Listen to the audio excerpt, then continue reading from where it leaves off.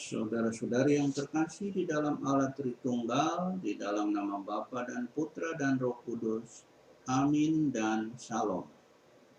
Selamat bergabung kembali dalam serial Renungan Harian bertema Panggilan untuk meresapi dan menyempurnakan tata dunia dengan semangat Injil.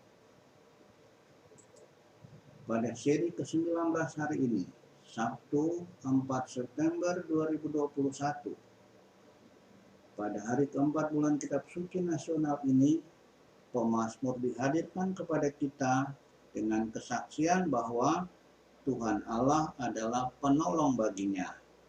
Mazmur bab 54 ayat 3-4, 6 dan 8. Selanjutnya Rasul Paulus bersama jemaat di Kolose juga hadir untuk memberikan sejumlah bukti tentang pertolongan Allah yang dialami jemaat itu. Inilah yang dikatakan Paulus. Oleh wafat Kristus, sekarang kalian didamaikan Allah di dalam tubuh jasmani Kristus, agar kalian ditempatkan di hadapannya dalam keadaan kudus dan tak bercacat.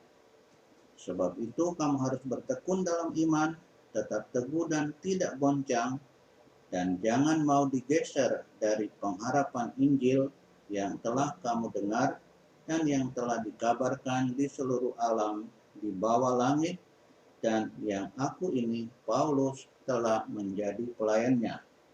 Kolose bab 1 ayat 22-23. Bukti pertolongan Allah menjadi jauh lebih dahsyat ketika Dia menghadirkan putranya sendiri sebagai anak manusia, sekaligus juga adalah Tuhan atas hari Sabat. Lukas bab 6 ayat ke-5. Pewahyuan diri Allah ini juga Dia lakukan dalam konteks pertolongan, baik untuk para muridnya maupun untuk orang-orang Farisi yang memperkarakan kelakuan para muridnya itu. Para murid itu diadukan karena melakukan sesuatu yang tidak diperbolehkan pada hari Sabat. Lukas bab 6 ayat 1-2. Yesus menolong dan membebaskan para ahli Taurat itu dari pemahaman tentang hukum Sabat dan penerapannya yang keliru. Yesus tidak ingin mereka tetap berada pada kekeliruan itu, dan supaya mereka juga tidak menjadikan orang lain sebagai korban karena kekeliruan mereka tentang hukum Sabat ini.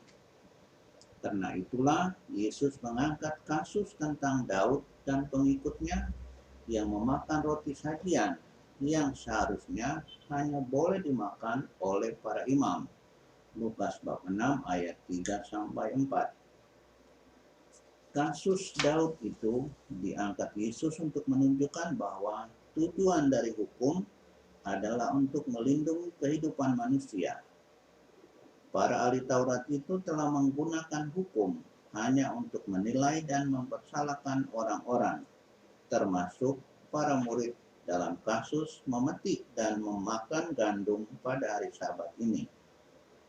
Dengan menegaskan bahwa tujuan hukum adalah melindungi kehidupan manusia, maka Yesus juga menjauhkan para muridnya dari korban penerapan hukum yang salah.